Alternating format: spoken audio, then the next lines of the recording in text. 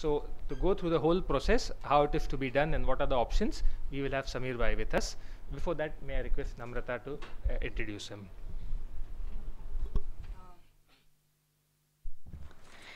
Like Naresh sir said, litigation is one area which concerns us, and which is why year after year the Chamber's transfer pricing course draws fresh participants, because transfer pricing litigation is what concerns them.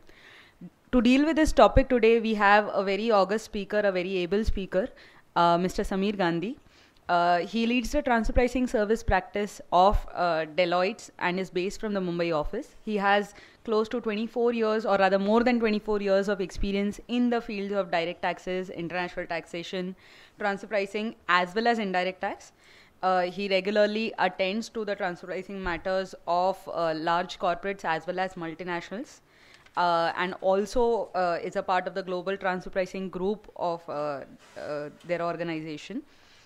He has co-authored several publications on the transfer pricing law and practice in India for CCH, BNA, IBFD, and has also contributed several articles on the subject to International Tax Review, BNA Tax Management's Transfer Pricing Report, as well as various other tax journals and financial dailies. He also regularly presents papers at seminars and conferences, including at the chambers. He has been recognized as a leading transfer pricing advisor in India by the Euromoney Legal Media Group and International Tax Review. And he regularly holds discussions with expert groups on transfer pricing or policy makers, which are constituted by the Government of India, and liaises with them in the with the lawmaking authorities in relation to transfer pricing aspects. With this introduction, may I request all of you to welcome him with a loud applause. Before we move to his session, I would request Shri Naresh Ajwani to present him with a memento as a token of our appreciation.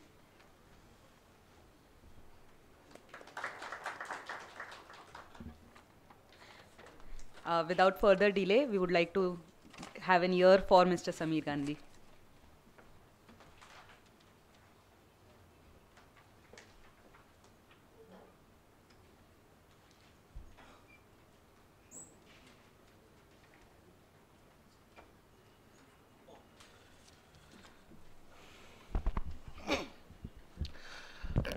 Good afternoon.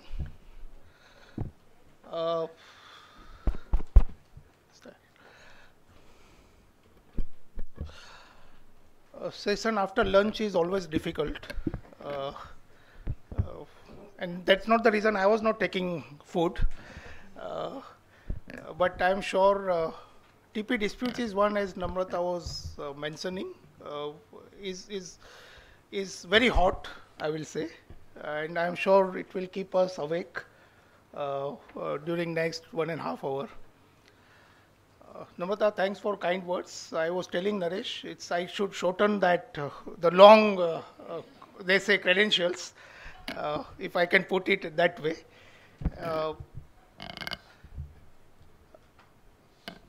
And I think presentation copies are being circulated today, and that's to my mistake.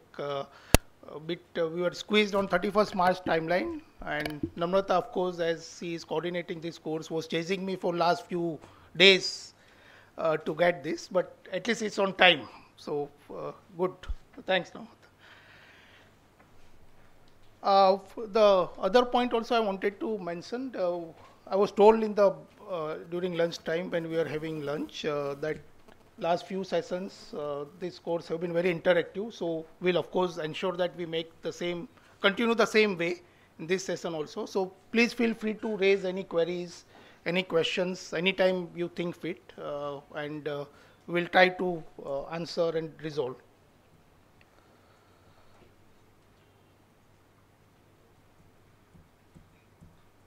It's not page one. Okay. So we'll start with transfer pricing story so far, how it has gone, and as I said, it's very involved and very hot, if I keep using that word. And in Mumbai is experiencing a good summer now. I was told yesterday it was 38 degrees in BBC weather report, which is normally true as their news are. And then we'll go to some background on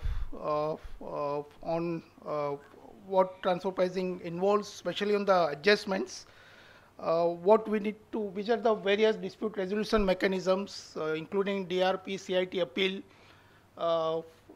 We'll also dwell the alternate dispute resolution mechanism, which is more important for TP, MAP and APA, and some tips on representation, especially on TP side. And I will be ably assisted by Milin and Mehul, who work on this presentation, and lot of contributions from them. So, story so far, this is the 9-year of TP audits which just got over, TP assessments got over this January 2014, and March 2014, of course, we have received the draft order now. And the adjustment amounts are increasing every year by year. And as lunchtime we were discussing with our senior colleague here, this is becoming very matter of concern for most of the foreign MNC, and I will say Indian MNC as well. And if we see practically, because there is a big TP adjustment, practically on ground level, we must have noticed that now there is not many adjustments are happening from AO side, the assessment officer side, for the normal tax assessments, because practically he gets a very big adjustment.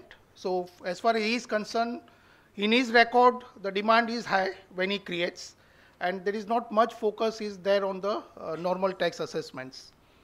And 11 billion is the dollar for the latest tax year which just got over, that is FY 10-11, financial year ending on March 10, about 70 crores and 70,000 crores. Sorry, we are losing the zeros when we do TP adjustments. And last year was still higher by their CBDT estimate, it was 85,000 crores. So it's a very significant amount of adjustments as we know. And if I recollect few years back, it was mainly disputes were with comparables is right or wrong with the TPOs, transfer pricing officers, but and to some extent it's credit to them. They moved the value chain very quickly, and if I say much quicker than we professionals. I mean, they learned very quickly and learning very quickly. And now they have a lot of new issues like market intangibles on AMP expense, which we get time we'll discuss. Issue of shares is very hot. I mean, we keep hearing Vodafone, Shell, and there are other 30 cases which are not heard so often, but they are equally important, and equally amount of adjustments are as significant as Vodafone. And Vodafone now, we know it's Vodafone 1 was Hutch transaction, but now we have, after all were TP adjustment, then we have Vodafone 2, 3, 4, and we lose count now which case is where, and I'm sure they must be facing difficulty recollecting. DRP was very effective mechanism which we came after a lot of representation from professionals and bodies like CTC and others to CBDT, and it was a good mechanism if you know implemented properly, and that's where the disconnect is. Because if we see the earlier dispute resolution mechanism, when it came up, it was 2-3 things were very positive. One was there was no demand. So even if you have 85,000 crores of adjustment or 75,000 crores of adjustment, it doesn't matter. There is no immediate cash flow. And there was a timeline to decide within 9 months, which is still there. Both these factors are still there. So that unlike CIT appeal where pendency is there, we don't know it will be decided. Whereas DRP was a timeline was 9 months. And important point was there that time was that it was binding on revenue authorities, whatever they decide. So a lot of positives was there, and we were expecting a lot of, I will say, favorable orders, and it should have worked properly. I mean, the concept was very good, but as we see later on, the ground level realities were different, and we'll just touch base going forward. The other point, many times we hear that India TP disputes are very high compared to say countries like US or UK, or even in we come to so-called BRIC countries, and we keep discussing Brazil, Russia, India and China and South Africa also now, but Asia Pacific, China and Korea, for example, the disputes are not as India has. Now there is one basic difference which we must know. First of all revenue authorities are same. They are as aggressive as that can be. It can be in US, UK or any other country, including India. So it's not that they are not aggressive or they don't take aggressive positions. But one point which other countries has that the field officer and the taxpayer, under their law, there is a mechanism to settle the case at that assessment stage also. So even if they go to court, before that there is a mechanism whereby both are offered an opportunity to settle. Now within this room in India, when I say settle the case, it will be heard or interpreted differently. But those countries, and that's why the disputes are so less. So it's not that they are not aggressive, but they get a chance to kind of come to a which is a fair and reasonable result for both revenue authorities as well as taxpayers, which is in India, it's not there. And China, with all respect, it's still, China partner always says that there is a mechanism of going out appeal, but they don't have any work. Because in China, it's very clear that if you go in appeal, the adjustment can be doubled. So nobody goes in appeal there, and same in Korea. So what I was trying to say that many times if our clients tell us that you are aggressive, we have to, not because we are patriotic, of course we are patriotic Indians, but the fact is that revenue authorities are aggressive all over the world. And because the way the appeal mechanism works there, and nobody goes there for appeal in China and Korea. So it doesn't mean that TP is aggressive, audits are there only in India. And for that, MAP was introduced some time back, and we'll see further that safe harbor norms came last year. The rules, the sections came, provisions came in Finance Act 2009, Finance number 2 Act 2009, after general elections those days. Now we are having other general elections in 14. But the norms were notified, the markups were notified after almost 4 years or 4.5 years in August or September 2013. And some orders were passed on 31st March, but because the markup is very high, I was told very few applications have been filed all over India, about 14 or 15, I mean not more than 20 any case, which was a setback for, I think, because CBDT and ministry was expecting a big I will say big flow of safe harbor applications, which has not happened. Maybe because it came after year was over, after March 13 was over, and it came in September 13. But I don't think now March 14 is also over, but we don't see a big, because the markup is very high. APA is good, and APA was introduced in Finance Act 2012. Rules came, and as the bullet suggests, we did sign up. There was a lot of, I will say, news were made on 31st March. So India did sign off the first APS with 5 APS, which was, I will say, very creditable within 1 year of filing applications with the CBDT, with the APA commissioner. So this was very few countries have this track record, including China. They have never signed their first APS. I was told it took at least 2.5 years. So it's very creditable for APA team, and personal experience suggests that they are very open and transparent, and we really get a fair and reasonable result with them. So this is one mechanism. Hopefully it's not going the way DRP went, and it's going the way it should be. And then last, of course, not yet heard, and while India, we are to some extent moving to a resolution of disputes.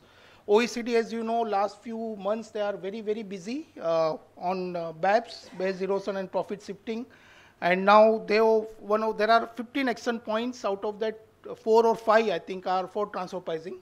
And one of the, so that shows how transfer pricing is important globally also. Out of 15 action points for BAPS, base erosion and profit shifting, 4 or 5 relates to TP. And one of the main was on how you show country by country reporting or global master file concept. And now this will be a big area of, again, a dispute and compliance burden the way OECD is going. Country by country reporting will be that we are filing documentation, and you discussed that earlier in the sessions.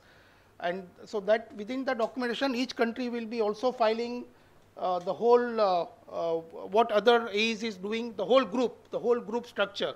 And I'm sure that will increase litigation because then the TPOs will get the, I will say any officer, not just TPOs in India. So this is another an exchange of information article. So OECD is going very, very quickly, unlike in past years when they were moving slowly. So we are TP professionals or TP specialists, which this group is, Naresh. I think we are off for good business and good learning for at least next few years, the way global world or TP world is moving. Legal framework, I won't spend much time. You have discussed, I am sure, in earlier sessions on what transactions and what documents we are required to maintain under Rule 10D, read with Section 92D. And this is one other apprehension I have by country reporting. The template which OECD has developed and they are still modifying. But I won't be surprised in many revenue authorities in various countries of the world will just accept that template. And I mean, I'm saying this within this room and we have to be careful. But I won't be surprised if Rule 10D is one more item out of that 13th, 14th item is added as country by country reporting, the whole template. Whether OECD accepts or not, India may accept very soon. Other point which is happening in India that most of the transactions we are clubbing and we are in a way applying I'm sure methods were discussed right earlier in sessions, but many of us practically have landed up applying the last method or profit-based method on TNMM, combining all the transactions, which is its import, export, royalties, management charge, and so on and so forth, which may change going further, I think, and we may come to, as TNMM requires, as the name suggests, it transaction net margin method. It's not overall US which have a comparative profit margin method. It is profit arising from transaction, and that will come. As I said, TPOs are also learning very quickly. And just on TNMM and comparative profit margin, it might have been discussed, so if I am repeating, but this was a compromise came when OECD guidelines were finalized in 1995, where Germany and Japan were pressing to have TNMM as the method or profit margins arising from the transactions, whereas US, as we know, they always think they are a part of the different world or different planet. So they were pressing to have a comparative profit margin method. So it was like a compromise, and OECD works on compromise or consensus. That's how this term of TNMM was kind of invented. But then practically we moved to preparing what US wanted, a comparative profit margin method. But soon it will change, I think, on transaction-based method.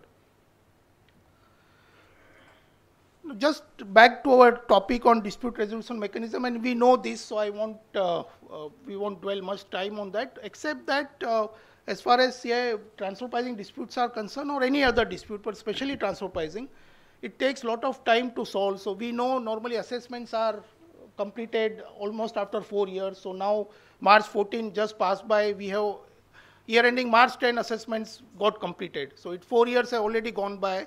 Now, if I go to DRP, CIT appeal 1, if I go to DRP 1 year, CIT appeal, I don't know, maybe 2-3 years. Then I go to tribunal, another 2-3 years. And when the bench will function, not function, so in a way, on an average, I am looking at 10 years from the end of my tax year to get something fair or reasonable return. So it's a very, if you see as a taxpayer or as a client, it's a very, very, the time required is very significant. I mean, for 10 years, I am not doing anything. I don't know where I am. And obviously, other assessments keep adding subsequent years. So I may have 1 year in High Court, 1 year in Tribunal, DRP, field officer. So, and files are not closed. Good for all of us as professionals. But we don't want to work that way. I mean, we obviously want to work to give value to clients and value to society also. But this is one area, especially in India, this is creating a lot of difficulty for all of us. And there is uncertainty, and tribunal, with all respect, especially on transfer pricing disputes, as we know, it's facts now, and we have discussed comparable. Now, whether one comparable is correct or not, one can discuss, as they say, till everybody goes home or sleeps. I mean, there is no end. And tribunal many times discusses orders of 100 pages, but if you see at the end, it is come back to TPO after, as we discussed, after say 8 to 10 years. Now, practically, we know in India, if it is set aside matter or remanded back, which TPO or AO will revert his predecessor order? Nobody. He may enhance, but nobody will reverse. So after I again start a 10-year cycle. So that's the problem we are having, and that's why we think that alternative dispute resolution mechanism like MAP or AP or Safe Harbor is one, at least for transfer pricing, we must explore, or at least suggest to clients, or we are clients, we must explore. The other point we are facing in assessment is that, and this is hard way, it's not like we are also perfect. When I started 10, 12, 14 years now, of course, 2001 it came. And but we learned hard way, and all of us learned by experience. But many times we start preparing after when the assessment starts and when TPO starts asking. And as I said, they have moved the value chain very significantly. So it was not like earlier that you kind of, I won't say he can take the advantage of his ignorance, but that is not there now. I don't think he's well prepared. When you go many times, many of the TPOs are well studied. They are ready, and I can't go and say, I will note down and come back tomorrow or next week. I mean, they get very annoyed, and rightly so. And many TPOs shared their, I will say, sometimes frustration, including DITs, the commissioners transfer pricing, that many times, and they were generally, they were not specific to any, I will say, individual or any firm or any, but generally as we as professionals, they were saying many times you people come, and then when I ask, where is he? He says, I will come back. I will ask and come back. What are the transactions? I will come back. He says, then why you are coming here? You know, you should be ready, and that's what for us, I think it's a good learning or good guidance from them that, you know, we must study the file and go well prepared. And as one DIT says, Samir, the representative who comes as if it's a post office, like you note down, inform clients. He says, can't we work that way? No, you have to be ready, study the file, in fact, help us to understand. Then I can give you a good judgment. And I think, in fact, it was Mrs. Malti Sridharan who came at one of the, I think, SOCHM conference in February, and she was equally mentioning for their officers also, that they are also not going correct way.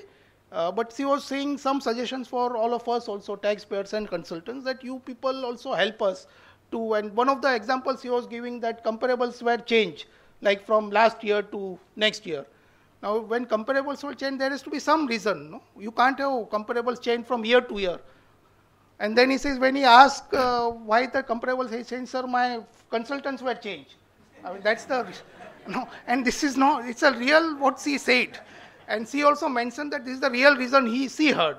So he says, we must work, come out of all this and work. If it's mistake, tell us it's a mistake. We can change it to come with correct comparables.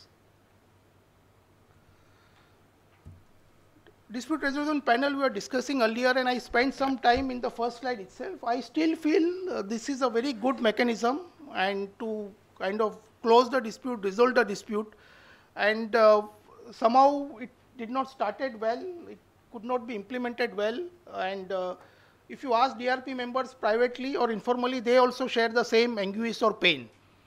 But they say we are part of the system, and we have to work with the system.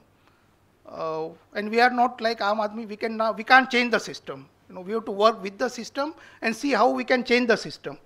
So this is not to against or for any party. But DRP, I still feel that was a good provision, and that was that you can't go to appeal. Revenue can't go to appeal. It was taxpayer can go, but revenue can't go to appeal. I still feel it was a good provision, and but now they have allowed revenue to go appeal also. So now practically there is no difference between DRP and CIT appeal. Except that you are facing 3 commissioners, which sometimes can be not easy. And whereas in CIT appeal you are facing 1 commissioner. I mean, that's the only difference. Otherwise they can go in appeal, and you are in a way deferring by about 9 months. I mean 9 months, whereas CIT appeal has no timeline. I mean, that's the only difference, because demand is going to come. It's not that demand, you are just deferring, and that is another problem CIT appeal and DRP has, and because department may be in tribunal, they may be in High Court, so this is not closing anywhere. And DRP, one of the point also, some of the, because it's a draft order and technically that is a draft order, there is no final order. So when we go to DRP, we have to be ready that panel may start with beginning. So you don't expect panel to start with what is the amount of adjustment or what was the nature of adjustment. Many times member do ask from why this transaction, how your benchmark. So you have to be ready with that time with all transactions. Don't just go prepared with, obviously what is amount was adjusted, obviously we have to prepare, but have a good background on what is required, and Milind will talk on some practical tips. Every panel is different, like every member of tribunal is different, and we have to, I won't say maneuver, but we have to prepare accordingly. How panel members wants, so there were 3 panels last time, and every panel you have to, you may prepare paper book, but how you present can be different. One panel may require start with where is form 3CB, and other panel just requires give me a nature of adjustment. So you have to get well prepared, and maybe Milind is more expert, so I will leave it to him to guide us later on.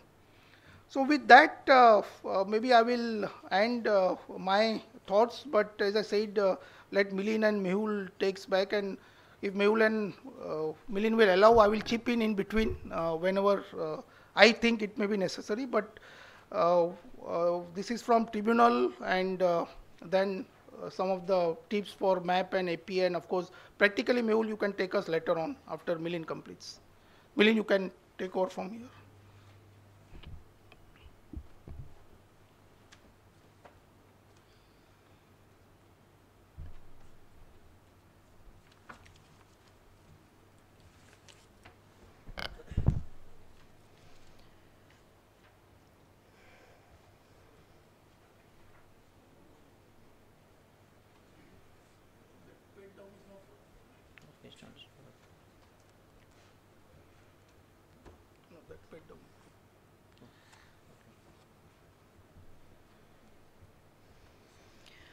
Okay, good afternoon, everyone. I will take you briefly through some of the other parts of the presentation regarding stay petitions and the Income Tax Appellate Tribunal, and some practical tips, so-called practical tips. At the outset, I know that I think most of the people in this room, I think we are from the profession or from the client side. Many of us are seasoned. Many of us have gone through this, been here, been through that road. So probably a few of these practical tips may be helpful to all of us while dealing with a typical litigation scenario. Now, as far as the tribunal is concerned, I don't want to bore you with the provisions regarding 253, 254, 255. But the importance of the tribunal cannot be lost because the tribunal is a final fact-finding authority. The High Court will not entertain any appeal, because as we all know, High Court will entertain appeal only if it involves a substantial question of law. So the question should be of law. If there's any dispute on any facts, the High Court certainly will not entertain any appeal. So really, if any facts, if any adjudication has to be based on any facts, then the tribunal is the only authority up to which you should be able to put forward all your arguments. So therefore, really, some of the things which we find which really need to be emphasized before the tribunal and which need to be kept in mind is, if you look at the tribunal rules, particularly Rule 8, Rule 8 specifically states that every memorandum of appeal should put forward grounds which are concise, which are not narrative, and which are not argumentative. Now, in my own experience, I have come across situations where this thing happened just a month back. A very large company, a housing finance company, this was probably the 4th or 5th hearing which was taking place, and the learned senior counsel, stood up and started argument, and then the bench just pointed out that, learned senior counsel, before you go ahead, can you just go through the grounds of appeal? And then they said, I'm sorry, we cannot hear this appeal because your entire grounds, you are raising arguments. Your grounds need to be concise, and then once the grounds are concise and you raise a specific point that you want to debate or dispute, the arguments that you raise towards those grounds need not be set out in the grounds of appeal. That you can put forward either in the form of a written submission or in the form of at the time of the hearing. This is something which we need to keep in mind, because otherwise we just waste our time again in redrafting the grounds. Another point which I think, as far as the tribunal, that we need to really keep in mind is sometimes there are unsubstantiated facts. What could happen is that some facts that we want to state are not borne out by some submissions which are made. Now the tribunal has got full powers, because after all it has to give a reasonable ruling based on the facts. So then there is a proviso whereby if some facts are not substantiated, you can always state these new facts in the form of an affidavit, and the tribunal will accept it. That is one more thing which we need to, it's not that just because you have not submitted a particular fact before the lower authorities, the tribunal, you cannot do that before the tribunal. There is a specific provision for that which we need to bear in mind. I don't know how many of you all must have heard of this phrase, a statement at bar. Sometimes the tribunal also, even if there is no affidavit, the tribunal has got full powers where if certain statements are made by the council or the authority before the tribunal, they will accept it without even asking the DR or the department to cross-verify that. And many times you must have read some orders that the learned authorized representative made a statement at bar that the SSC had not made this claim in so and so year. And that, of course, goes more on the personality of the person who's arguing. If the tribunal, if the bench members have got full faith in that person, that this gentleman is not going to mislead us, they will accept this as a statement at bar. And most important are, production of additional evidence and paper books. Now, paper books are dealt with in Rule 18, and the specific provisions is number one, we need to file our paper books at least a week in advance before the department representative and a day before as far as the bench's copy is concerned. We can file a separate paper book as far as a factual compilation is concerned, but as far as the legal compilation is concerned, it is not necessary to prepare and file it beforehand. We can always hand it at the time of the hearing. And obviously, why not? We don't want to disclose all our cards to the departmental representative what are the cases that we are going to rely on, because it will help him. He will say, okay, fine, SSC is relying on this decision. Let me go through ITIT online. Let me see which are the decisions which have considered this, distinguish it, and stand up and say that this is the case. In case if there's any additional evidence which is required to be filed, Rule 18.4 of the tribunal rules also clearly states that such additional evidence shall be in the form of a separate paper book. It shall be not included along with the main paper book that we file. And along with that, there should be an application to the tribunal to consider the same and why this could not be filed earlier before the forums below. Now, one practical perspective also is that really speaking, when we file our paper books, we normally give a certificate below that certified that pages so and so are filed before this, or this was filed before this. So even if in the case of filing any additional evidence, if we do not give a separate paper book, by and large, once we give that certificate, that may be accepted by the tribunal. But I think it would be advisable on the whole, as far as additional evidence is concerned, that we give a separate paper book.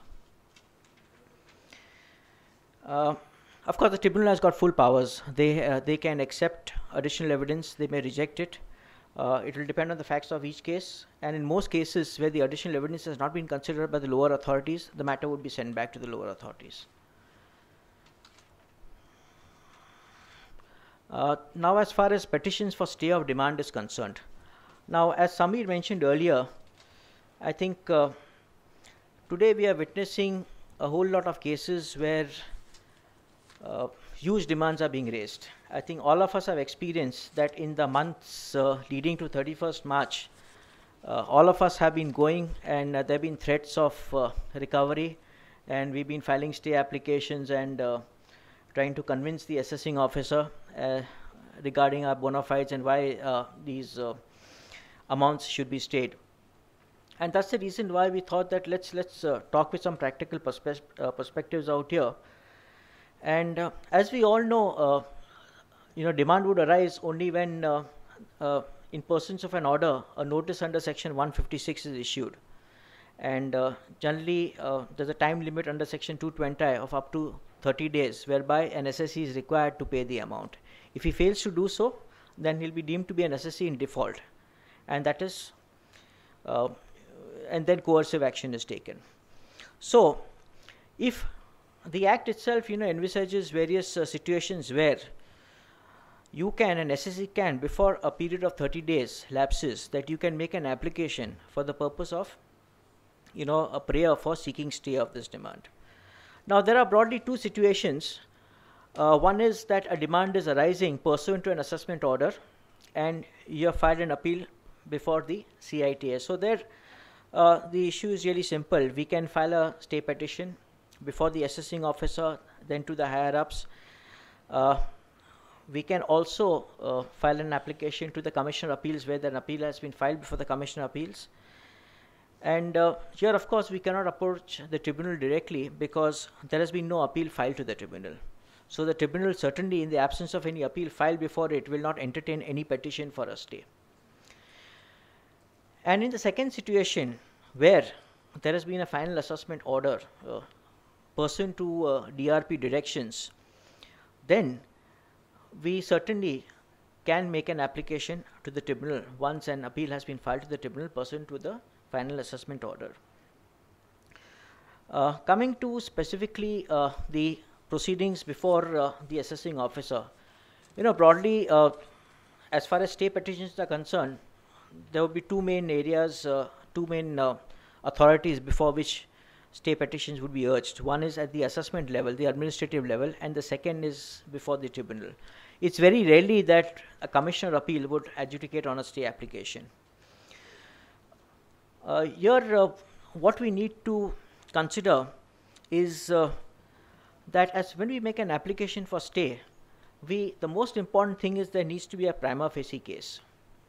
We have to bring out a prima facie case, and also having regard to Circular 1914. You see, today what the tribunal, what the Central Board of Direct Taxes has done is, there were a host of circulars which were issued in relation to stay of demand. Finally, because there was confusion on the subject, the CBDT finally came out with a circular, a notification stating that Circular number 1914 dated 2nd of December 1993. This is the final circular on the subject, and the guidelines in this circular will be binding on the assessing officer for determining as to how and in what circumstances will the stay be granted. So first, it's important for us to study this instruction, CBDT instruction 1914. Broadly speaking, what the circular states is that number one, any stay petition needs to be dealt with by the assessing officer or by his higher up within a period of 2 weeks, within a period of 2 weeks of making the application. Secondly, once you make an application to the assessing officer, let us assume he rejects the stay.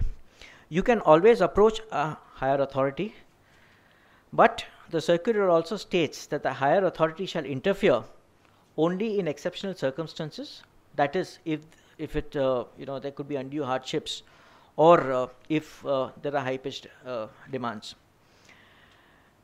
This instruction also gives certain guidelines that a stay can be granted if the dispute has been decided in the assessee's own favor by an appellate authority or by a court, or if there have been conflicting views of various high courts on the subject, or if the jurisdictional high court has got a separate view on the matter and if the department has not accepted that view. So if any of our cases, if any of the additions that have been made in our case fall within these parameters, we can invoke this circular and, as a matter of right, tell the assessing officer that you are bound to grant me a stay on this issue. Apart from that, the circular also deals with a lot of issues, the powers of the assessing officer to impose certain conditions. The assessing officer can either grant full stay, he can adjust refunds, he has the powers to adjust various refunds which may be due, he can insist on some security, he can also insist on payment by installments, etc. The second point besides the CBDT instruction that we need to bear in mind is that in view of the fact that there have been a lot of coercive recovery action, recently I think all of us would have read about at least 1 in 10 cases, either the tribunal or the Bombay High Court has been coming out with rulings on a stay of demand. And I think 2 of these decisions are worth noting, KEC International and UTI Mutual Fund. And both are these of the jurisdictional High Court, that's the Bombay High Court. And especially in KEC International, the Bombay High Court has set down clear parameters for the purpose of deciding any stay application. And the parameters are these. Number 1, that in the case of a stay application, the authority needs to set out a case of the SSC briefly. Secondly, they also, in case if the assessing officer feels that some payment needs to be made, then they need to record prima facie reasons why they are insisting on a part payment to be made by the SSC. Third, while doing this also, they should deal with any arguments made regarding financial viability. And lastly, and the most important, that the assessing officer cannot take any coercive actions till such time the time limit for the purpose of filing an appeal has expired. All these propositions were reiterated in the case of UTI Mutual Fund. There the Bombay High Court went a step further. They said even after the time limit for filing an appeal has expired, there should be some further time limit also given to the SSC for seeking recourse to other legal measures. And in both these cases, there was attachment of accounts, and in the case of UTI Mutual Fund, in fact, the Bombay High Court, passed strictures and told the department to refund the amount which had been recovered. So I think some of these decisions need to be noted, because in case of high-pitched assessment, sometimes one may be forced to approach the High Court directly by way of a writ. And if one relies on these decisions, certainly the High Court would be bound by another decision of the division bench. Apart from that, just 2-3 things as far as stay petitions is concerned is that one needs to consider also Rule 35A of the tribunal rules, which deal with the procedure for filing a stay petition. Broadly stated, what the rule states is that when you are filing a stay before the tribunal, you need to bring out the facts of the case. What are the result of the appeal before the Commissioner appeals? What is the total amount of outstanding demand? What is the amount of interest? What's the penalty, if any? What was, if you filed an appeal before the tribunal, what is the date of filing the appeal number? What was the result of the application filed to the authorities, the reasons for seeking stay, and what is your offer? Meaning you may make a lot of offers, you may make a prayer that the tribunal should grant absolute stay. There could be a prayer that, yes, I'm willing to pay in installments. Another prayer could be made that, okay, fine, you adjust the refunds, but grant me an early hearing within a month's time. So these things need to be set out very lucidly. 1 or 2 points also which need to be borne in mind is that, as we all know, that though there is no specific time limit for disposing stay petitions by the tribunal, by and large when we file an application before the tribunal, the hearing would be fixed maximum within a week or 2 weeks' time. And in fact, instruction 1914 also very clearly states that, you see, when a stay petition is preferred before the tribunal, the department representative should insist that the matter should be fixed maximum within a month's time, so that eventually when the matter is heard, it can be decided quickly, and if any amount has to be recovered, it can be recovered earlier. Is it necessary that before approaching the tribunal, one needs to file a stay petition before any lower authorities? Earlier there was a lot of debate on this, but then there have been subsequent rulings where the tribunal has held that no, you can, as long as you file an appeal on the main issue to the tribunal, you can approach the tribunal directly for a stay petition, and you need not first approach any revenue authority below. Just quickly, again, as far as stay petitions are concerned before the tribunal, there are various considerations. The most important is a prima facie case. And once the tribunal hears the petition, there are various, the tribunal may give, after hearing the petition, it may either grant it may grant a full stay, absolute stay. It may decide that you need to pay by installments. They may insist on some security in the form of bank guarantee. They may insist on some early hearing or out of turn hearing. They may insist that stay which was granted earlier may be extended. But of course, as we all know, under 254 2A, the power of granting extension cannot exceed beyond 365 days. Even if any delay in hearing the appeal is attributable to the department and not to the appeal, even then, once 365 days elapses, your stay automatically gets vacated. The tribunal, incidentally, also has got powers to stay other proceedings. This is quite interesting. For example, now let us say an order under 263 is passed. The commissioner has got powers to revise. So under 263, an order is passed by the commissioner against which there lies a direct appeal to the tribunal. Now what the assessing officer will do is that he will pass an assessment, a 143.3 read with 263. Now the question is, when the demand arises under the 143 read with 263, though against that an appeal will be filed to the CITA, there will not be an appeal directly to the tribunal. But can one approach the tribunal directly for a stay on that? Well, the answer is yes. There have been several cases decided on this ground, that this entire demand arises because of the 263. It is because of the direction of the 263 that the assessing officer has raised a demand in the 143 read with 263. So similar analogy can be applied not only to such cases of 263, but also typically in many cases now where we see that registrations have been cancelled under 12A. In fact, there is a reported decision in the case of MADA where the Mumbai tribunal had granted full stay to MADA. I'll just skip this. Coming to some practical tips. Now, I don't know whether these are practical or impractical, but I think some of the things which one needs to keep in mind. The first and the most important thing, I'll come with the second thing first, is written submissions and appeal charts. I think I really cannot impress written submissions anything further. The reason is very simple. When you file a written submission, you are putting in the submission everything that you want to say on the subject, not only your legal arguments but also your factual arguments. And the reason why it is more so important is because unlike the tribunal, see, the tribunal, once it hears your case in the morning, in the afternoon the members will start dictating the order. In commissioner appeals, the CITA will hear your appeal today, probably adjourn it, hear it later, and then we are all aware, if we receive the order within a month or so, then probably we should consider ourselves slightly fortunate.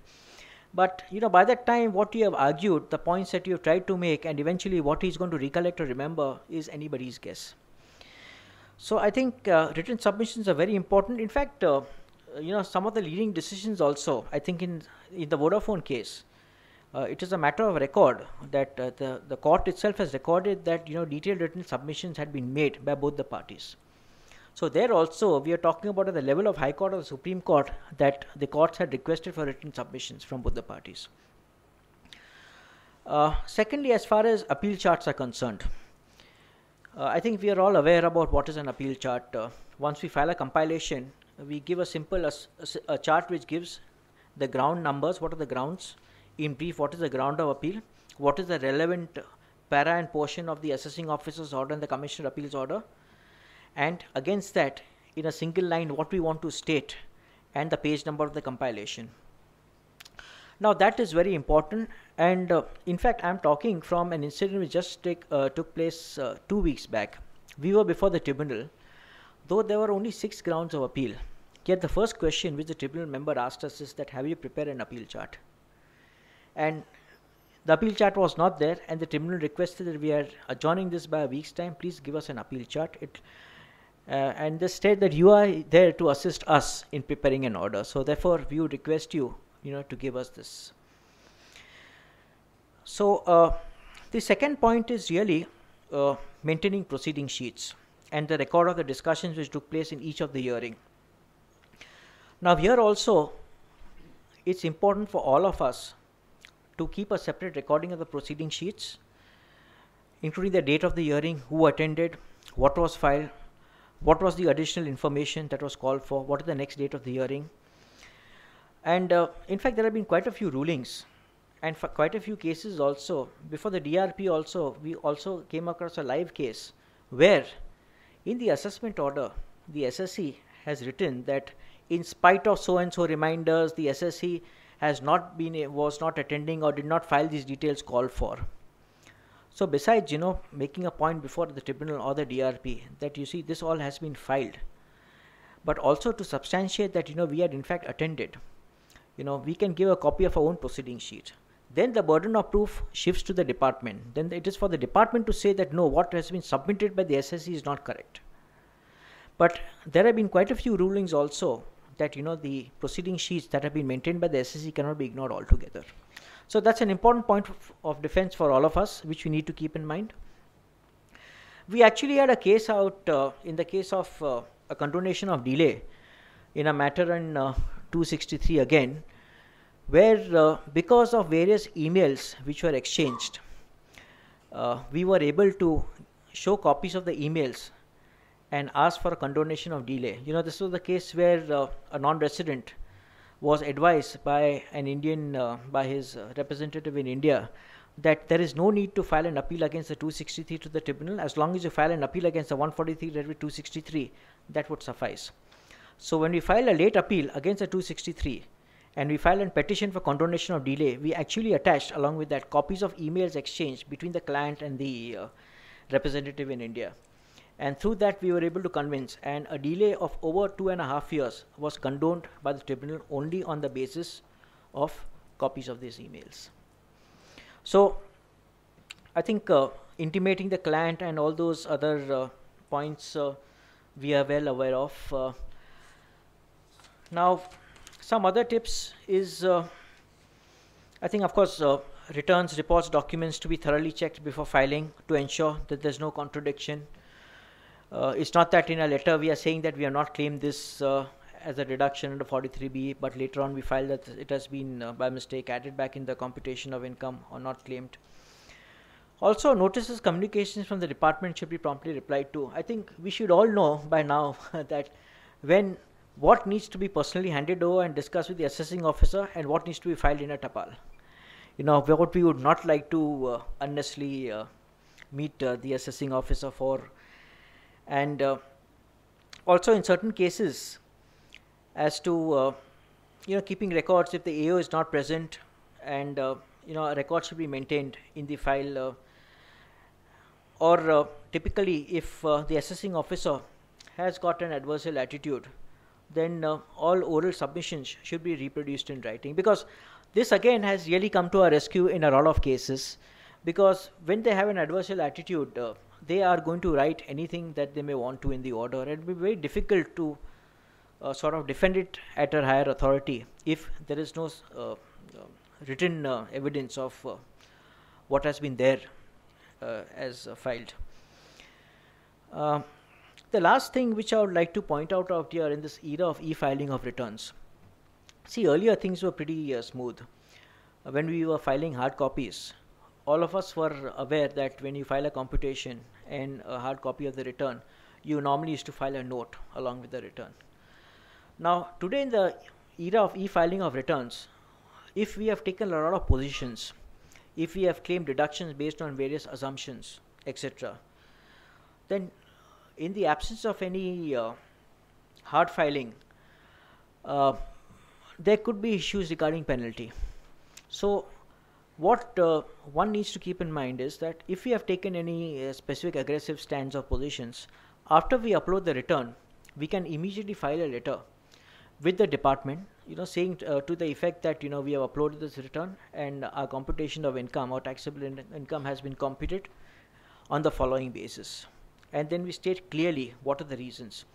Apart from being also helping us for penalty, because clearly penalty cannot be levied where there's been full disclosure. Of late also we've been seeing a lot of decisions on reopening. You see, today we are all aware reopening under 148 generally if intimation has been sent under 143(1), then the department normally has a stronger case. But of late there have been a lot of decisions that have been coming on reopening also, that even under a reopening under 143(1), there yet has to be a reason to believe.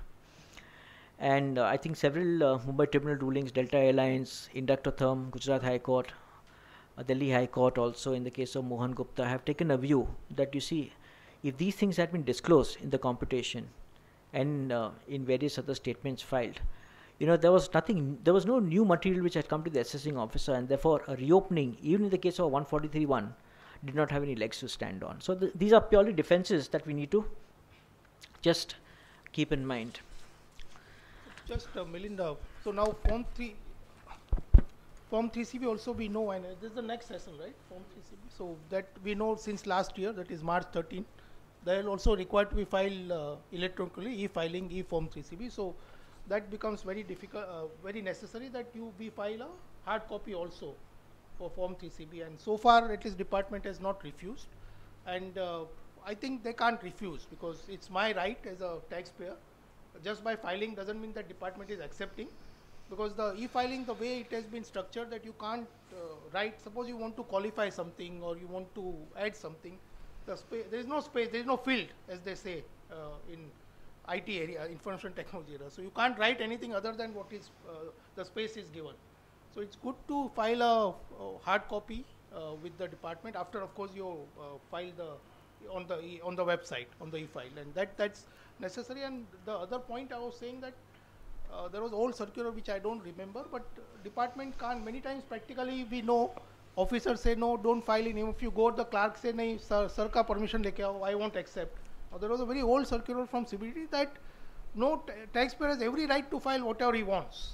You can't refuse any letter to be filed in Tapal, because you are serving, I mean you are there to serve, and it just because I, for example, say refund is due, doesn't mean refund becomes due. But that doesn't prevent me from my filing. So practically I know what Milin is saying, and we know many times it's not easy. But if we act, and if officer may get sometimes cyanide or otherwise, we can very clearly say, sir, I am doing my duty. My client has instructed me to file in Tapal, and I am filing. And I am handing over, but best will be to hand over a copy to him also, the same copy which we are filing in Tapal. But there is no harm in, and if he becomes aggressive, we can say, sir, I am doing my duty and you are doing your duty. So there is nothing wrong in my filing in Tapal, and many times it protects us because, as Milin says, order not deliberately, but otherwise they write many things that this was not submitted, the taxpayer did not come. So we have some defense before us if we have filed something in Tapal duly acknowledged. Milin, we may have to move very bit quickly. Otherwise, Mehul won't get much time. Okay, I think the other things are really quite self-explanatory. Practical tips, I think here also these things are quite clear. Personality of the officer, we actually come across cases. Today if an assessing officer was earlier an internal promotee, or if he was from the search and seizure, who is moved on to a different a person with a mentality who has been in search and seizure will go on the basis that every person is guilty till he is proved innocent.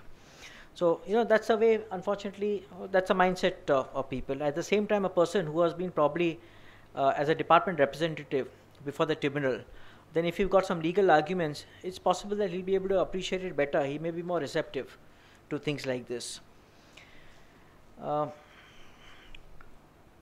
Practical tips, really, I think.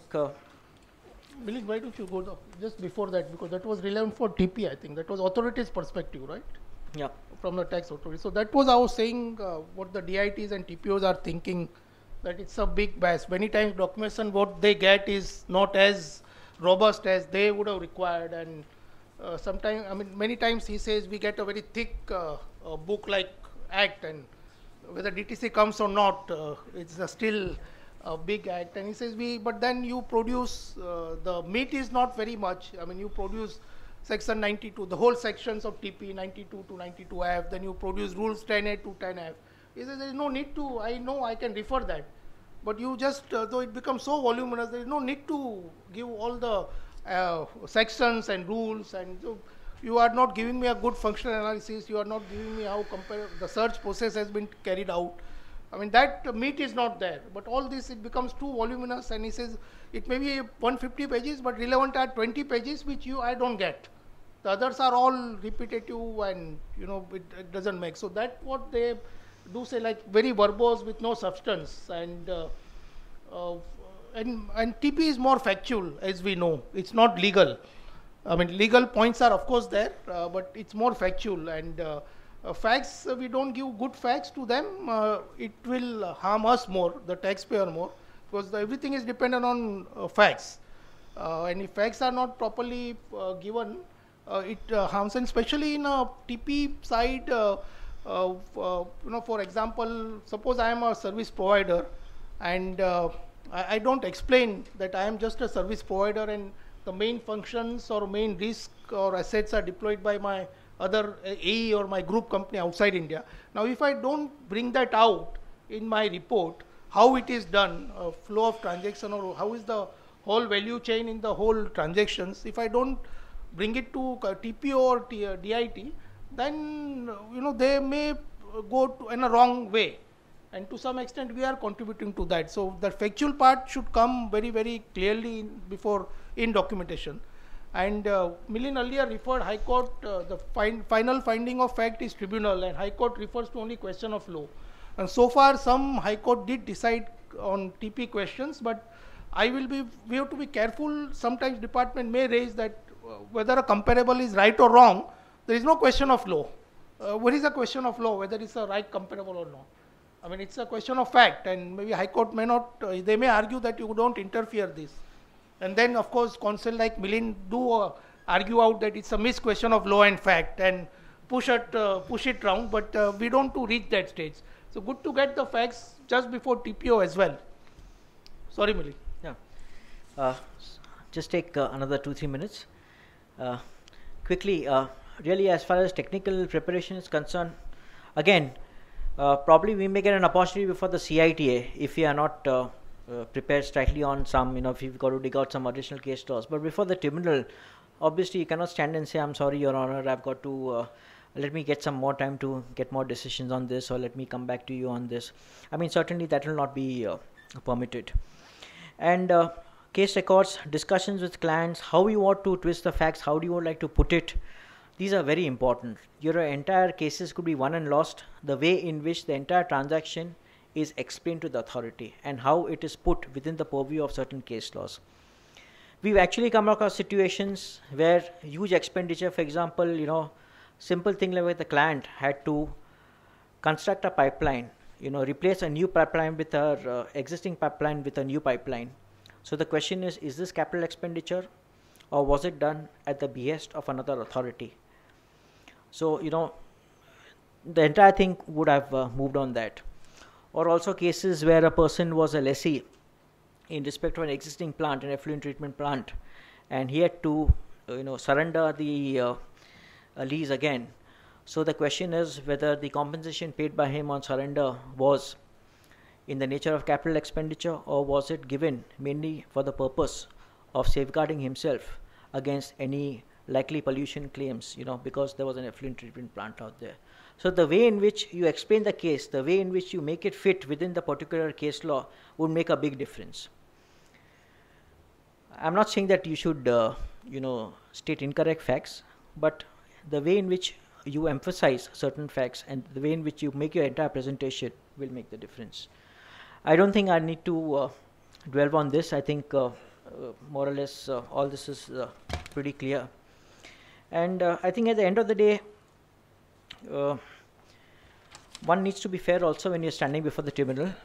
I mean, if you know there's a, I mean, particularly in case of a Supreme Court decision, if there's a decision against you, it's always better to point it out first that, Your Honor, there is a decision which is against me, but however, I would like to distinguish this on these facts, or these things were not considered, rather than not point out that ruling at all, and then, you know, then you can be assured that you'll be blackballed by the tribunal, because then every time you appear before the members, they'll, you know, certainly they may not accept many statements that you may be making.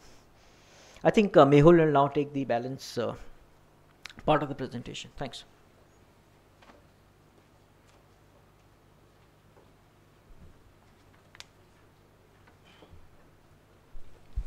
We are not getting any questions in between as I requested, so I hope we are with the flow, or it's maybe after lunch session, but do ask. Yes. I see.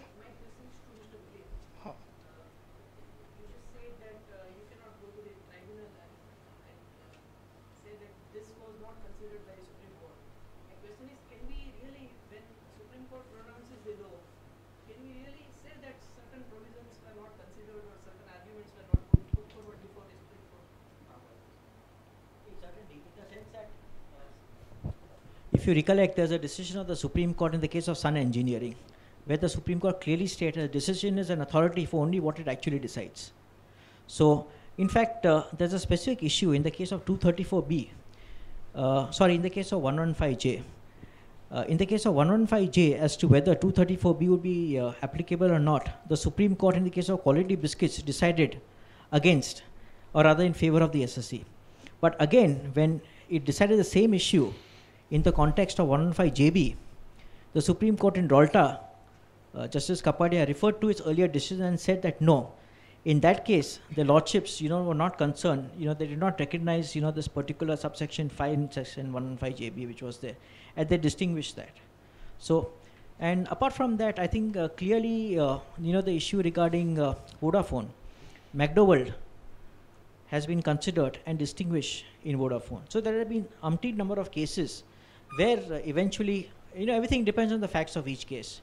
So, I completely agree as far as the distinction of facts are concerned. On facts, factual grounds, we can definitely distinguish. But when it is about the ratio that we are talking about, can we put forward such arguments that Supreme Court did not consider while deciding this ratio, or are you trying to say about obiter? Is your contention restricted to obiter, or is it also are you trying to make it applicable even to the ratio? no, I'm trying to say that when the Supreme Court or any other court decides an issue, that issue would depend to a large extent on the peculiar facts of the case and the legal provision.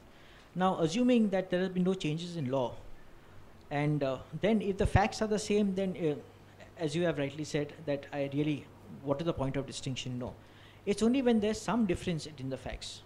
As I said, for example, these are some of the rulings where, based on the peculiar facts, the Supreme Court itself, typically there will be so many instances of capital versus revenue.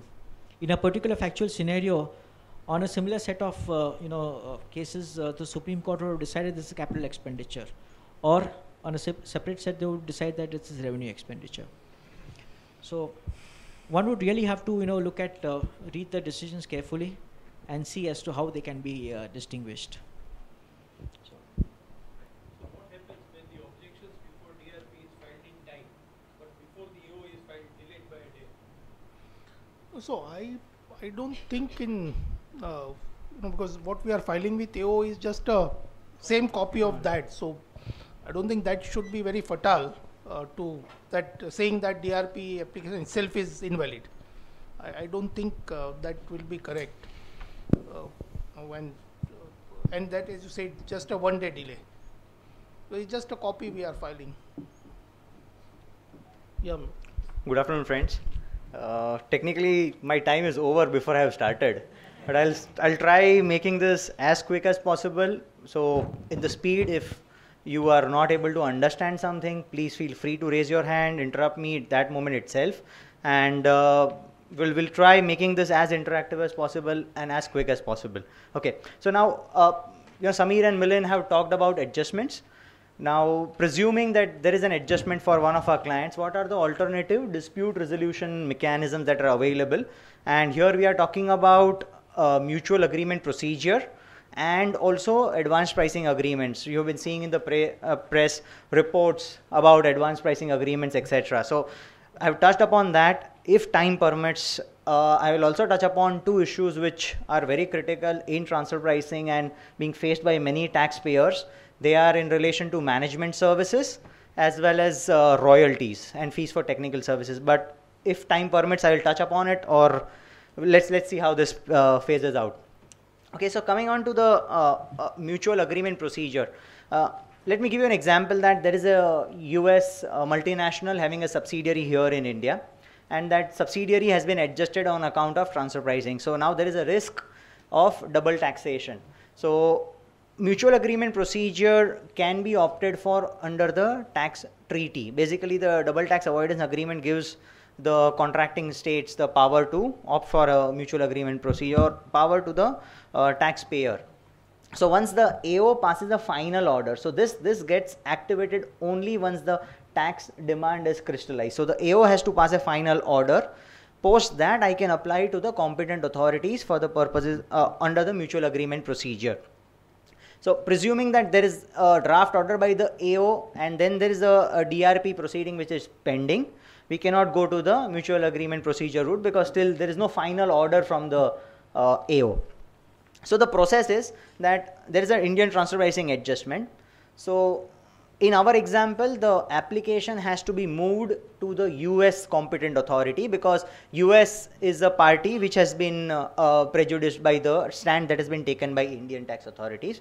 So procedurally it works that application is filed. There are procedural forms which are there in the US, and I'll just let you know what are the forms. So there is a covering letter wherein we are addressing it to the competent authority. There is a form 2848 in the US which you file with the competent authorities out there, and also there is a statement of penalty of perjury. Now this is almost akin to a declaration that whatever is stated in the application is true and certified by the management.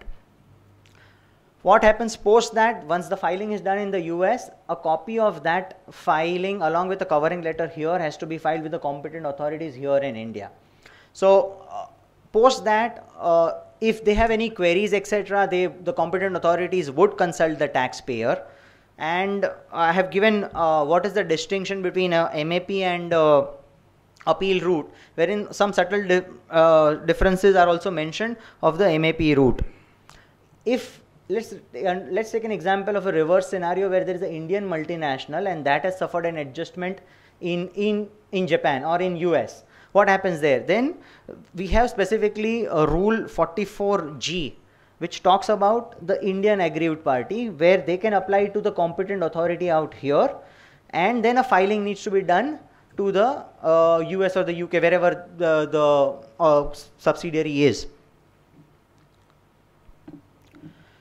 Now, in cases of US, UK and Denmark, we have actually a memorandum of understanding between the governments wherein there is a stay of demand on the tax that needs to be paid. So for that, the procedure is you need to have a bank guarantee in place, which also includes the interest till date. So interest till date means, now let us take an example of in 2014, if I am moving an application, I will have to estimate the amount of interest almost till 2016, presuming that 2 years is the time frame we are looking at initially. And post that, we have to have a bank guarantee having the amount of interest plus tax, no penalties are included, and then furnish it to the authorities along with the prescribed form and our tax demand, and then give that set to the assessing officer, wherein this demand is stayed till the time of disposal of the MAP application. So, you know, we just discussed all this, so I'm just moving on to the next slide. This is the distinction that is there between MAP and the normal appeal route that we discussed some time back. So the main distinction is that MAP is quick vis-a-vis the appeal process, which actually takes around 7 to 12 years. Approach is more it is more of negotiation and compromise rather than a legalistic approach or authoritative approach which is generally followed by the appeal process or by the tax office. The taxpayer involvement is only till the time where first the application is filed, plus when they have queries etc., they would just approach the taxpayer for clarifications. That is it. Post that, what is the negotiation between the two tax authorities or the two competent authorities? The taxpayer is not made a part of that generally. So it is only between the competent authorities where the negotiations happen. Regarding the binding nature of the negotiation, say once the negotiation is completed, it is binding on the revenue. The taxpayer may accept it if it is fine with them, or they can actually reject the outcome if they feel that the outcome is detrimental to them. Simultaneously, the normal appeal process continues. So collection of taxes etc., we just mentioned about those points, and yes, it is binding on the revenue, we also discussed that. What happens now once there is a settlement done? What happens post? What happens to my existing appeal? So if it is favorable, then the group may withdraw all the domestic appeals for the period under consideration. Penalty proceedings are generally not a part of the MAP settlement as we discussed. So for that it is expected, but generally it is expected that the authorities may for them. If it is not favorable, I continue with my normal routine domestic process for appeals etc. The cover of stay of demand obviously will no longer be applicable now. The tax demand will also include interest, and the penalty proceedings can be held in abeyance till the CIT appeal. What practically we have seen some instances where MAP settlements have been reached between US multinationals and Indian authorities. For example, say for IT enabled space, we have seen they settling at a markup of around 17 to 21 odd %. So the range is different depending on the industry, but they have actually settled on some markups.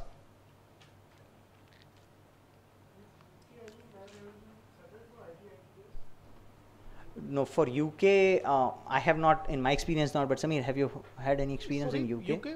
I missed it. UK? MAP? No, so I think in fact I was to just add and supplement on that point only, that Mehul mentioned US, India did settle some 2 years back, but somehow the relations between, I will not say political relations between India and US, but between the two competent authority of India and US were not very, how we put it, not very cordial or not very strong, and somehow there were differences. But it has again started moving since last 6 months, since India has a new competent authority, Mr. Akhilesh Ranjan, and he is very fair-minded. He was in Mumbai for many years in Aikar Bhavan and quite a fair officer, so that has started now. But UK and Japan, India is working very well. Those MAP settlements, especially with Japan and UK, the settlements are reached very, very quickly. Japan, for example, one of our clients, we reached settlement up to almost March 9. Yeah, March 10 just got over, but till March 9 the settlement will reach. So which is, as we discussed, is very quick, subject to, otherwise normally I would have been in TRP for March 9 or would have gone to tax tribunal. So at least for transfer pricing, I will, in appropriate cases, this is a good option.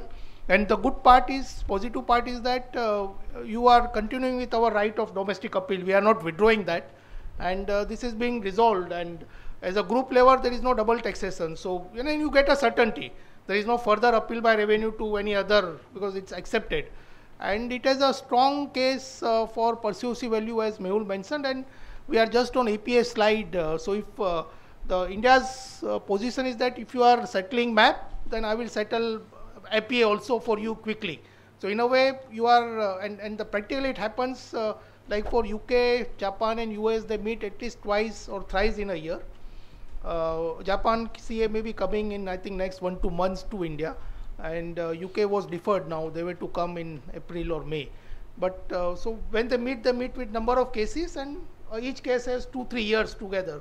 So, India's position is that if I am settling map for prior years where adjustments have been made, and if you are coming with APA for subsequent years, I can discuss both together because facts are same. It's not normally facts are same. So this is a good mechanism which we must explore. Must explore, especially for transfer pricing adjustment. Because and as we discussed at the beginning, the legal process in India is very time consuming, uncertainty, and with these cash flow issues, demand issues. So if you see on like to like, map can be more faster, though it's a tedious process, and there is no guarantee that settlement will be reached. But then I am not worse off. Here anyway I am waiting. So at least for significant cases, we should certainly explore, and this will become I will say, a good resolution process, at least for transfer pricing. There is no filing fee. There is no filing fee for MAP. So I just file the application and they meet. And only thing we have to explain, and which we do formally, informally, they also call that you come and explain the case. My meeting is there scheduled with, say, USCA in next 2 weeks, 3 weeks. Sometimes the calls are very urgent, come tomorrow. But then we have to do it. But that helps. So cost-wise, it's quite, I will say, cost time-wise, it's quite positive. Yeah. So I think one important thing before we jump onto APA is the timeline for filing of a map. So it depends on the relevant treaty. Say for US, it is 3 years from the date of the final AO's order, and for UK it is 6 years from the end of the financial year for which you are wanting to go for a map. So, and there are then local procedural requirements, like if, say, suppose for the year ended March 2008, I wanted to file an appeal, or I wanted to file a MAP with the competent authority of UK, and say 31st March 2014 was the last day, then what happens? They also have a procedure that you can file a letter asking for that we are in the process and we'll file a complete appeal or complete document in due course, and by that we can actually extend the timeline also.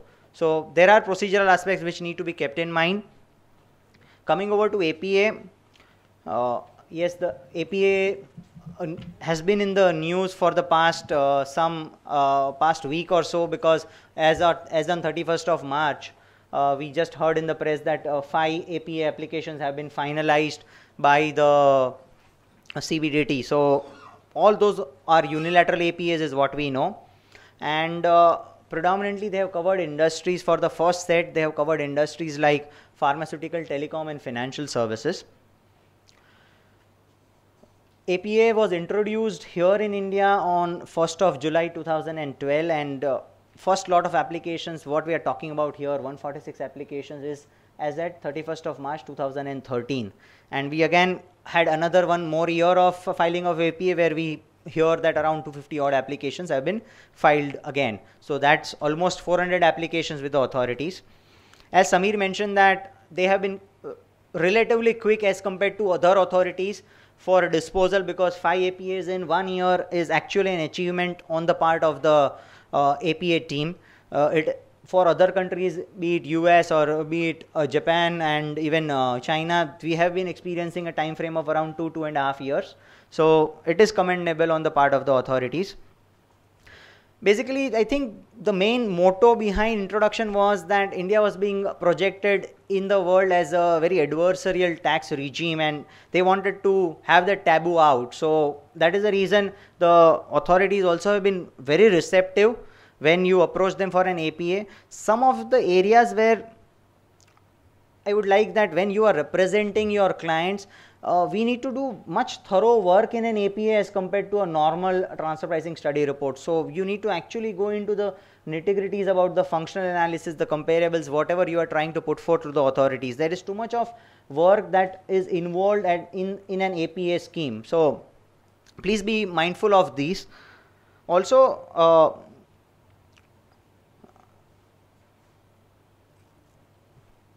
so just to give you an overview about what is the overall program, that it is between the taxpayer and the Indian revenue if it is a unilateral APA, or it will be between the competent authorities if it's a bilateral APA.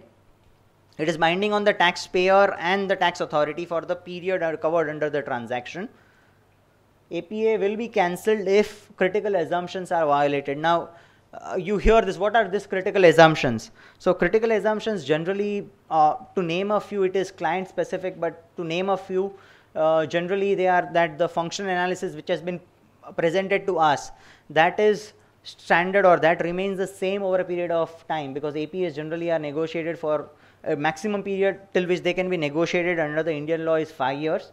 So, the business of the taxpayer should broadly remain the same. There can be some minor changes which are not impacting the overall functional analysis that has been put forth to the authorities. Also, say some other assumptions like what will be the invoicing pattern, what will be the credit period that will be allowed. All this has to be a case specific thing, it cannot be a generalized thing. So, they have been actually negotiating based on our experience, because Deloitte also was instrumental in having one APA finalized out of the 5. So, they have been actually negotiating on what will be the credit period, whether based on the industry, whether 45-day credit period is fine or 60-day credit period is fine or a 90-day credit period is fine. So, all this are finer aspects which need consideration. One of the main advantages of going for an APA is that they are much receptive to even other methods. Now, other method has been notified in the Indian regulations. Earlier, there were only 5 methods. There are some typical situations, complex situations where the normal 5 methods may not be applicable. Then these guys are much more receptive to having other method or having different type of analysis presented to them. They have the courage to look into it and also accept it. We talked about APAs being unilateral, bilateral and even multilateral. Multilateral is between many countries. In case anybody has doubt, please feel free to interrupt me. I am going a little quick.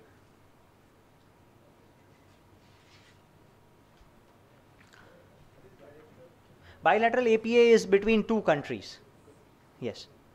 So, wherein both the countries agree. So, when we are talking about the 5 APAs that were just concluded, they are unilateral APAs. Unilateral APAs between the taxpayer and the Indian government. Here it is between the 2 countries.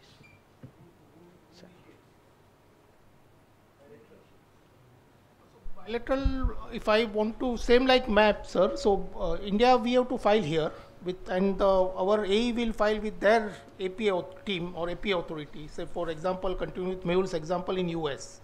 So, they will file the APA application there as per their law. And then both CA, like same way MAP, it's like extension of MAP is for past years, AP is for future years. So, both CA will meet and discuss. Competent authority. Not our CA. Any violations, this APA has been concluded? That Not yet. Not yet. Maybe likely this year. Generally, Likely it takes this around, year. yeah, generally it takes around more time. Both 2 have to meet, years. competent authority have to meet. for But a I think bilateral. likely to be this year. Should be next 6 months, hopefully. Touch wood. Maybe you have to mention about the fees, because APA there are fees, Yes. So, including consultants' fees. Yes.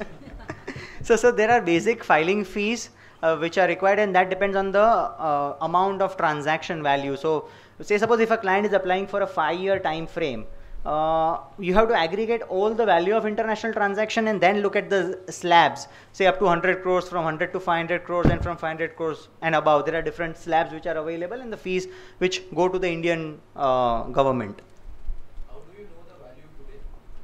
It is an estimation that you have to have based on your budgets. Now, there is a provision that suppose if you have estimated say 100 crores, my transaction value will not exceed 100 crores. But in effect, then when the transaction actually happens, it exceeds 100 crores. So, it is in the next slab.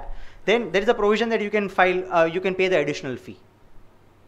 So minimum is 10 lakhs and it goes, maximum is 20 lakhs. Yes. And by Indian, I will say, our normally we are, even tribunal fees is 10,000, I think maximum. 10,000, yeah. So it is very high for any standard. But I think they deliberated a lot, and to some extent that's why rules were delayed, I was told. Because provisions came in July, but rules came in September, scheme. And one of the things they were, Ministry of Law was objecting that why the fees are so high before they approved the rules. I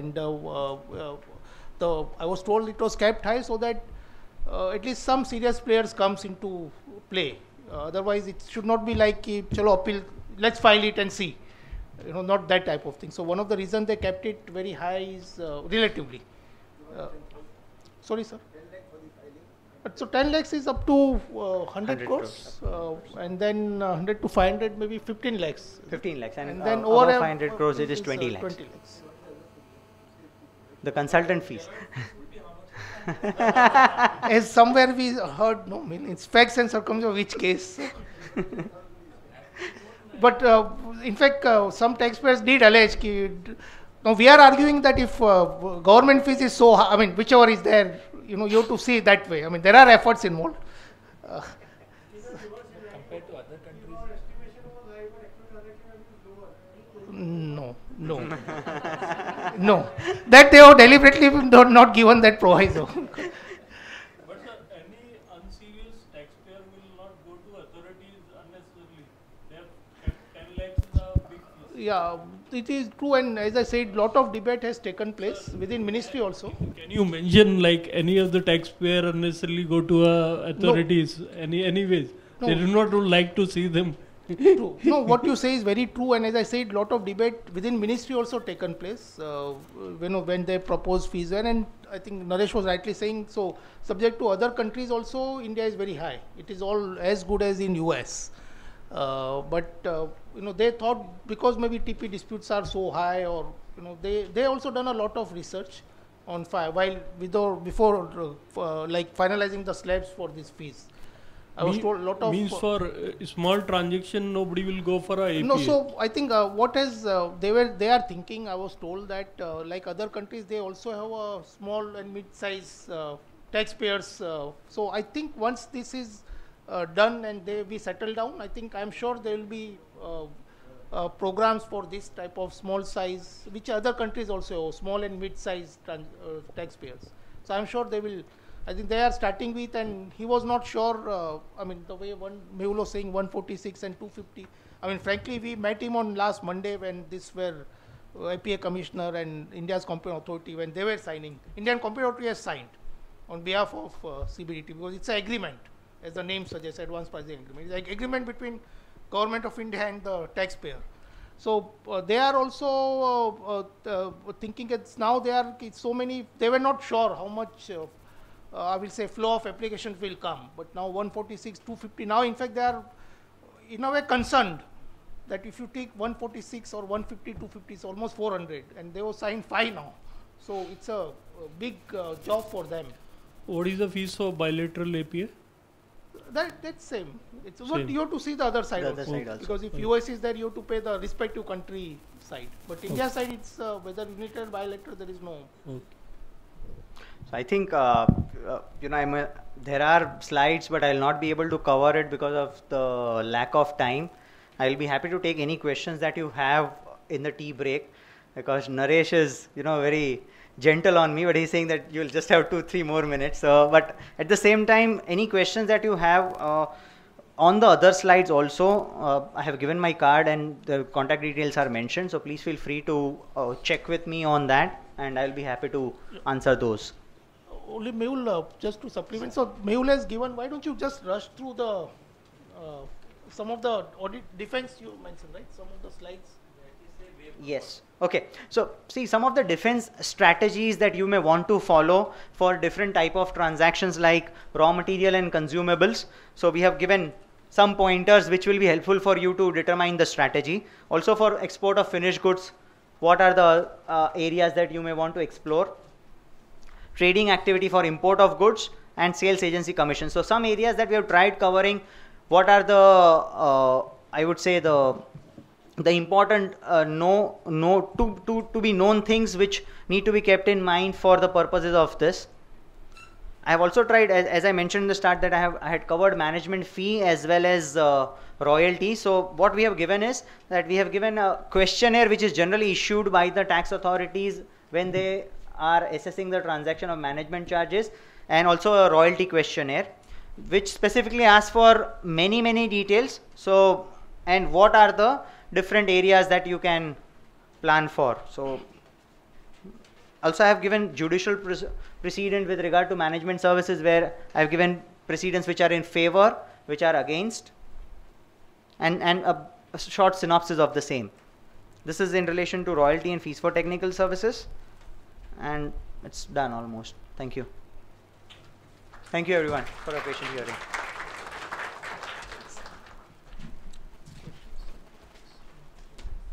If they have, or if they are not. Maybe we can have one or two questions, a quick question.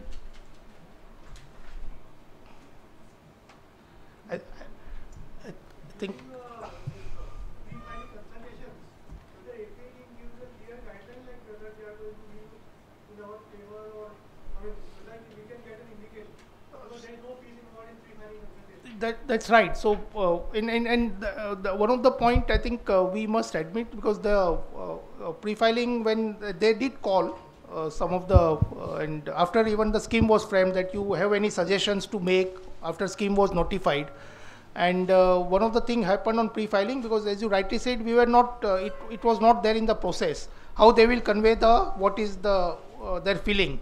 So the DG and Kamlesh Vasli, the APA Commissioner, immediately accepted that's a valid point, and they say we will communicate to in writing, which they are doing.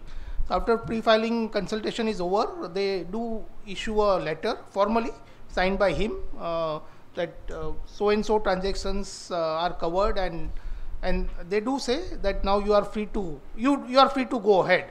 I mean, they don't say you should go ahead or not go ahead. So he says the choice is with the taxpayer. But just on practical side, you are right. I mean, you do get a good what I will say, and it's like pre-filing. Though it's a pre-filing meeting, I think it's the most important meeting, because you do get a good feeling how the thought process is. So it's an important meeting. Sorry, sir.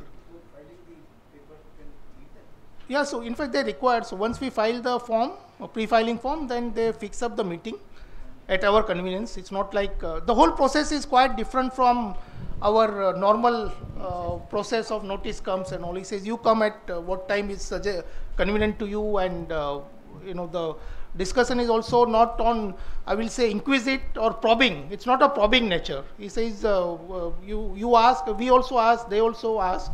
So it's more of a collaborative nature rather than, I will say, confrontation. It's not you and me, I mean other side, one side facing the other. It's like, okay, this is the, say, let's see what are your transactions, what you are thinking, which is the best. And they to some extent do ask. They also do site visit after the final application is filed. They do come to our office or plant, as the case may be.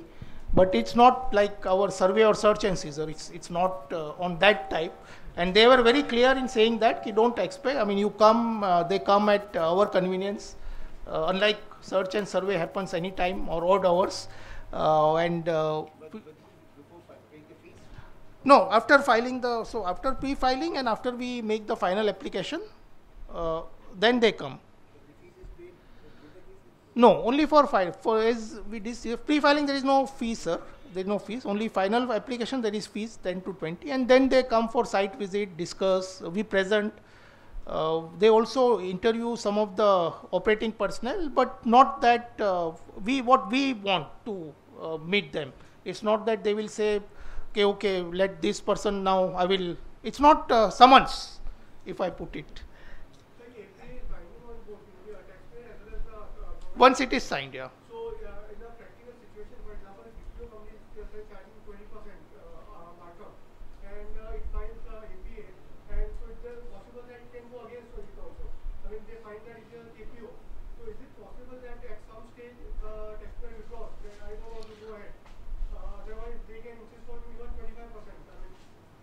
Yeah, so no, then your point is valid, and informally some of the applications like 146 and 250, and some of the applications I was told are the other way around. So so they are also saying, Samir, if you come with some, you should also come, taxpayers also should come with some reasonable proposition. So in your example, if I go with BPO for cost plus 5 or 10, so he says I won't touch that because I don't want to waste my time and take I will just go to other persons who are reasonable. And your query on 20 to 25, normally, it's taxpayers' right, so I can always walk out. It's if they come with this proposition that no, in their view it is 25, and we feel no, that is too high or it's not correct, I may not sign. It's an agreement. No, it is no order which I need to appeal upon or I need to dissent with. So if I feel it's not a good idea, then I may not sign. You said out of 200 applications, only 5 applications have got cleared now. That means Out of 150, I mean first lot, yeah. so there would be another 145 who did not get a hearing only. No, so I won't say that, and they did complete site visit. Out of that 146, quite a few, which we are not, but I will say at least roughly a good number are, as we heard, is BPO or ITS type, and that is awaiting. They did also a lot of research, but they are awaiting how US and India map is resolved. Because it will be very difficult for practically for Indian Competent Authority to agree there something for map, and APA they agree something else. I mean, it's the same authority signing, literally signing. So he has signed. So they are trying to find out when that is resolved, and so a good number, maybe at least 60. I was told 50, 60 maybe of those applications. I mean, roughly 50 to 70. So once that is decided, whole lot will kind of get settled. But till US settled, we have to, maybe that they are waiting, because otherwise they will be in a difficult position. So other than this specified countries, you don't have an option to go ahead with? No, so MAP and APA we can go to any country. So unilateral APA there is no need for treaty. MAP of course you require a treaty. So if a country like Cayman or Hong Kong for that example, I can go only for unilateral APA, not for bilateral. But they are also concerned. So if I have if the other AE is on Cayman or Bermuda, then obviously they will inquire more, because they can't. By nature, we will Bermuda, Cayman will raise so many queries. But otherwise, treaty, most of the Indian treaties, trading partners like Japan, Germany, UK, France, Singapore, Korea, I'm just saying major trading partners have treaty with India. All one can go for MAP and bilateral APA. There is one technical point for bilateral APA with Singapore, Korea, South Korea of course, France and Germany, and I think there is one more country, I don't recollect, maybe Finland or somebody. So there India's position is that they won't negotiate MAP because the Article 9.2 is not there. But Akhilesh was saying that we don't feel there should be difficulty in negotiating APA, bilateral APA. So that may change, but practically there is no, I will say, legal bar under treaty also. So then in a unilateral stuff, they will go and look at that country? No, unilateral there is just between India and, I mean within India. So unilateral it is just India's APA team and taxpayer, Indian taxpayer. But yeah, they would like to verify the functions done by the other parties. Of course, of course, of course. So that's why bilateral is preferred, but then bilateral takes time, it's costly also, and it takes time because both authorities have to meet. Here at least India, we can meet, and the APA team here within India. So both has its pros and cons. Yeah, we can.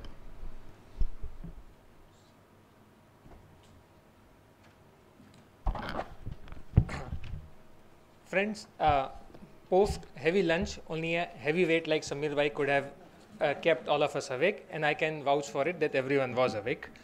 I think the feel which I got from this entire session was that revenue has moved very, very fast, and it is time for us really to move very fast and pull up our belts and come up to their standards so that we can also really talk to them at their level. I think he has dealt with a lot of practical real issues on the ground which happens, not just legal, but how exactly things happen. So we are very thankful to him for coming here and sharing the thoughts with us. Our thanks also go to Mr. Mehul Shah and Milind Thakur for coming here and sharing their points of view on the various aspects which they dealt with. And I request all of you to carry this vote of thanks with a very, very loud applause. Thank you. We break for 10 minutes for tea before we begin the last session of today. Thank you.